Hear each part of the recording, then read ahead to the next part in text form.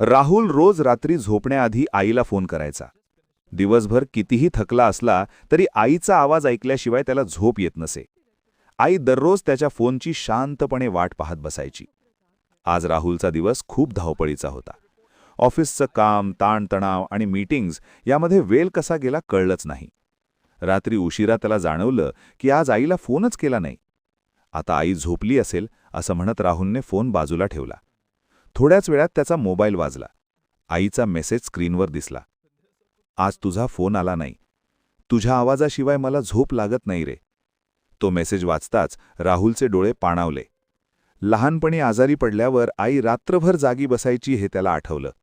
आजही ती जागी होती, फक्त त्याच्या आवाजासाठी. राहुलने लगेच आईला फोन लावला. आईचा आवाज ऐकताच त्याचं मन शांत झालं. त्या क्षणी त्याला कळलं की आपण कितीही मोठे झालो तरी आईसाठी नेहमी लहानच असतो. त्या रात्री राहुलने ठरवलं, काम कितीही असो, आईचा फोन कधीच विसरायचा नाही.